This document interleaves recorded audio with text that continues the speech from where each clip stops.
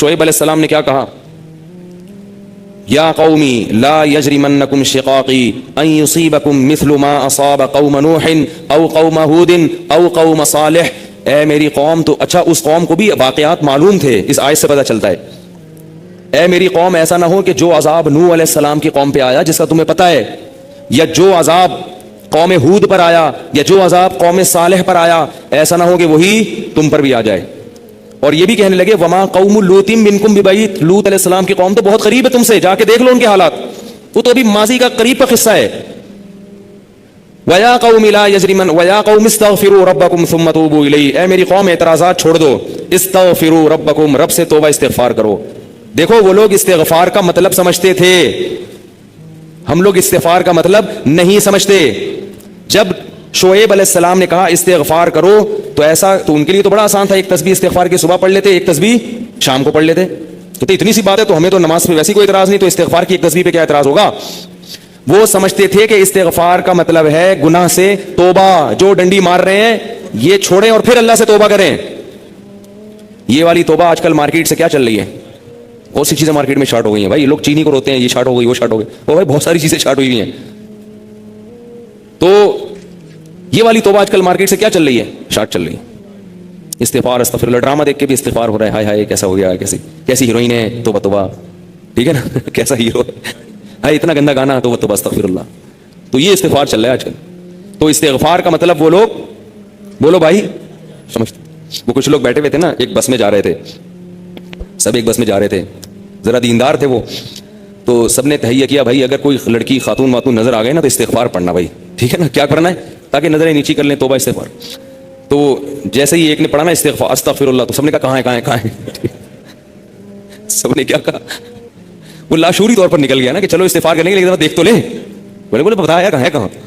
تو وہ لاشعوری طور پر ہوتا ہے بعض دفعہ. تو شعیب علیہ السلام نے کیا کہا؟ استغفروا ربکم ثم توبوا الیہ ان ربی قریب مجیب ان ربی رحیم ودود. ایک جگہ فرمایا رحیم بھی ہے اور بہت محبت کرنے والا ہے. ودود محبت کی سپرلیٹو ڈگری ہے، بہت محبت کرے گا تم سے، بہت زیادہ محبت، اتنی محبت کہ اس کے لیے تم نے گناہ چھوڑ دیا بھائی، بہت محبت کرے گا. تو ظاہر ہے اللہ جب محبت کرتا ہے تو ہماری طرح نہیں ہے کہ بہت محبت ہے بس ہے تو بھائی یہ پیسے دو، اتنی محبت ہے تو ٹھیک ہے نا.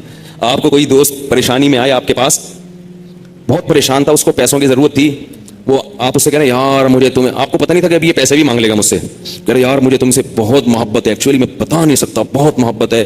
وہ بڑا خوش ہو گیا بھائی اب تو ٹھیک ہے بھائی. تو کہہ رہے یار مجھے نا 100 روپے کی ضرورت ہے. اب آپ کہہ رہے یار یہ کیسے موقع پہ میں نے اظہار کر دیا محبت کا، ٹھیک ہے. تو ہم لوگوں کی محبت کیسی ہوتی ہے؟ ایسی ہوتی. اگر ہمیں پہلے سے پتا ہوتا پیسے مانگتا ہے تو ہم کیا کہتے ہیں؟ یار محبت کچھ نہیں ہوتا. مفتی صاحب نے بیان کیا تھا لویریا پر، وہ جا کے سن لینا، پھر ایسا کہیں گے ہم. تو اللہ جب کہہ رہا ہے نا کہ استغفار کرو گے تو میں کیا کروں گا؟ ودود، بے پناہ محبت کروں گا، بے پناہ محبت. اس کا مطلب ہے کہ پھر اللہ نوازے گا، بہت بہت نوازے گا، رزق کی فراوانی کر دے گا، رزق کے دروازے کھول دے گا، دل میں سکون ڈال دے گا. اگر پریشانی بھی آئے گی تو درجات کو بلند کرنے کے لیے، جیسے یعقوب علیہ السلام پر پریشانی آئی، جیسے یوسف علیہ السلام پر پریشانی آئی تاکہ مصر کا بادشاہ بنا دوں، پھر وہ پریشان کرنے کے لیے پریشان نہیں کرے گا، وہ پریشان کرے گا خوشی دینے کے لیے. آپ حیران ہو کہ خوشی دینے کے لیے بھی کوئی پریشانی ہوتی ہے. حدیث میں آتا ہے کہ ایک بوڑھی عورت نے نبی صلی اللہ علیہ وسلم سے پوچھا کہ کیا بوڑھی عورتیں جنت میں کیا میں جنت میں جاؤں گی؟ آپ نے فرمایا نہیں. ارے بھائی نبی کے منہ سے ایک عورت سن لے کہ میں جنت میں نہیں جاؤں گی، اس پہ کیا گزرے گی؟ اس کا مطلب جہنم کا ٹھپا لگ گیا، اسٹیمپ لگ گئی. اتنی پریشان. خود سوچو گے جن صحابہ کو جنت پر ایسا یقین تھا جیسے اپنی آنکھوں سے دیکھی. حضرت علی کی ایک روایت ہے کہ میں اگر جنت کو اور جہنم کو اپنی آنکھوں سے دیکھ لوں تو میرے ایمان میں اضافہ نہیں ہوگا. تو جن لوگوں کا ایمان ایسا ہو نبی پر، ایک ایک بات پر وہ نبی کے منہ سے سن لیں کہ میں جنت میں نہیں جاؤں گی، تو اس پہ قیامت نہیں آ گئی ہوگی. رونے لگی، پریشان ہو گئی. کچھ دیر میں نبی نے فرمایا کہ جاؤ گی جوان ہو کے. اس کنڈیشن میں اب یہاں ایک نقطہ اٹھایا ہے کہ بھئی ایسا مذاق کرنا جس سے تکلیف ہو، کسی مسلمان کو تکلیف دینا تو جائز نہیں ہے، تو نبی کیسے تکلیف دے سکتے ہیں؟ اتنی تکلیف میں ڈال دیا بیچاری کو. تو اس کا جواب یہی ہے کہ بعض دفعہ تکلیف کسی بہت بڑی خوشی کا پیش خیمہ ہوتی ہے. نہیں آئی بات؟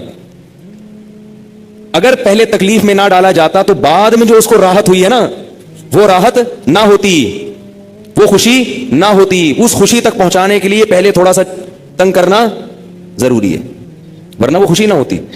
تو اللہ بھی اگر اپنے نیک بندوں کو پریشان کرتے ہیں تو وہ پریشانی کسی بہت بڑی کامیابی کا پیش خیمہ ہوتی ہے, پیش خیمہ ہوتی. پھر اس میں تسلیاں بھی ملتی رہتی ہیں. ان کا تنزل علیہم الملائکہ اللہ تخافوا ولا تحزنوا, فرشتے ان کے دلوں پہ نازل ہو کے خوشخبریاں دیتے ہیں کہ غم نہ کرو, خوف نہ کرو, بس یہ پریشانیاں دور ہونے والی ہیں, جنت کی نعمتیں ہیں. بعض دفعہ تو دنیا میں بھی بہت بڑی کامیابی مل جاتی ہے. تو اب وہ اچھا یہ بات مسئلہ ذہن میں رکھو کہ اللہ ودود ہے, محبت کرتا ہے اپنے بندوں سے بے پناہ, رحیم ہے, غفور ہے. یہ بہت بڑی غلط فہمی ہے کہ گناہگاروں کے لیے بھی ہے. نہ نہ نہ نہ, گناہگاروں کے لیے نہیں ہے. جو گناہ سے توبہ کرنے والے ہوں ان کے لیے. ہمارے ہاں بعض خطیب اللہ کی رحمت کو ایسے بیان کرتے ہیں کہ گناہگار سمجھتا ہے کہ اللہ مجھ سے بھی بہت زیادہ محبت کرتے ہیں, حالانکہ وہ کبیرہ علانیہ گناہوں کا مجموعہ ہوتا ہے. وہ آدمی گناہوں سے اللہ کبھی بھی محبت نہیں کرتے, تو گناہگار سے کیسے محبت کریں گے؟ جو گناہ سے بچنے کی کوشش میں لگ جائے, بے شک نہ چھوٹے ہوں لیکن بچنا چاہتا ہے, اس سے بھی اللہ محبت کرتے ہیں. علماء لکھتے ہیں گناہ نہ بھی چھوٹے ہوں لیکن چھوڑنا چاہ رہا ہے, لائن پہ آنا چاہ رہا ہے, تو اللہ اس سے بھی محبت کرتے ہیں. اس کے لیے وسائل پیدا کرتے ہیں, اسباب کیا آ جائے. جو نہیں چاہتا اس سے اللہ محبت نہیں کرتے. اللہ اس کے لیے غفور اور رحیم نہیں ہے. اللہ یہ کہ قانون یہ ہے, اللہ اپنی رحمت سے کسی کو بخش دے تو ایک الگ بات ہے, قانون یہ نہیں ہے. قانون یہ ہے کہ وہ کیا ہے, عزیز ذو انتقام, غالب ہے اور انتقام لینے والا ہے. ان الذين يكسبون الاثم سيجزون بما كانوا يقترفون. جو گناہ کر رہے ہیں عنقریب پتہ چلے گا, عنقریب پکڑے جاؤ گے, عنقریب ٹھکائی لگے گی. تو جس سے محبت ہوتی ہے اس سے ایسے باتیں کی جاتی ہیں. آپ کو جس سے محبت ہے آپ اس کو دھمکیاں دیتے ہیں اس طریقے سے. اللہ فرماتے ہیں کہ تمتعوا, مزے اڑاؤ مزے, ان مصیرکم الی النار, آنا جہنم کی آگ کی طرف ہے. حدیث میں آتا ہے کہ میں سب سے زیادہ غیرت مند اور اللہ مجھ سے بھی زیادہ غیرت مند ہے. اور اللہ کی غیرت کو اس وقت جوش آتا ہے جب کوئی اللہ کے حرام کردہ کاموں میں سے کوئی کام کرتا ہے. یہ کون چیخ رہا ہے بھائی؟ ان کو سنبھالیں بچوں کو باہر, کیا ہو رہا ہے یہ پیچھے لوگ بیٹھے ہوئے ہیں دیکھ نہیں رہے ان کو. تو اللہ کو غیرت کس وقت آتی ہے؟ حدیث کے الفاظ ہیں کہ جب کوئی بندہ اللہ کے حرام کاموں میں سے کسی کام کا ارتکاب کرتا ہے. اللہ کھلا رہا ہے, اللہ پلا رہا ہے, پھر آپ ناجائز کی طرف جا رہے ہو. تو حدیث میں یہ نہیں آتا کہ جب کوئی بندہ گناہ کرتا ہے تو اللہ کو اس کو بھی محبت کا بڑا جوش آتا ہے. نہ, پھر اللہ کو غیرت آتی ہے اور اللہ کی صفت انتقام جوش میں آتی ہے. اس لیے بھائی گناہ کرتے ہوئے اللہ سے ڈرا کرو, اللہ کی رحمت کی امیدیں گناہ کرتے ہوئے نہ لگایا کرو. ایسا نہ ہو کرنے کے دوران کوئی چھت گر جائے, زمین پھٹ جائے.